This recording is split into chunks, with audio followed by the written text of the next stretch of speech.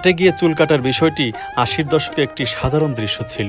হাটের দিন আসলেই পুরুষ ও ছেলে মেয়ে হাটে চুল কাটাতে যেতেন। সেই ৮০-র দশকের দৃশ্য দেখা মিলল মানিকগঞ্জ জেলার শিবালয় উপজেলার আরিচার হাটে। দুজনেই ৮০ বছরের সমবয়সী বৃদ্ধ। কাঠের তৈরি জলচৌকিতে বসে চুল কাটাতে ব্যস্ত তারা। একজনে বসে আছেন, আরেকজন চুল কাটছেন। দুজনেরই মাথায় পাকা চুল, আর সাথে চলছে বিরতিহীন গল্প। কেউ যে ছবি তুলছে বা ভিডিও করছে তাও তাদের দেখার সময় নেই।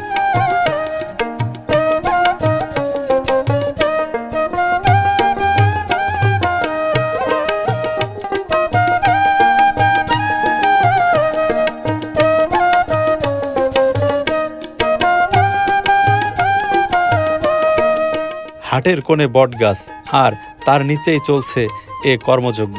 তবুও লম্বা লাঠির মাথায় টাঙ্গিয়েছেন ছাতা, আর সেই ছাতার নিচে গুজে রেখেছেন নাপিত তার গায়ের জামা। চোখে পড়ার মতো বিষয় হলো, সরঞ্জাম হিসেবে ব্যবহার করেছেন সেই আগের দিনের খুর, সাথে একটু জল, কাঁচি ও চিরুনি। চুল কাটার পর ঘাড়ের অংশ পরিষ্কার করে ব্যবহার করেছেন ফিটকিরি।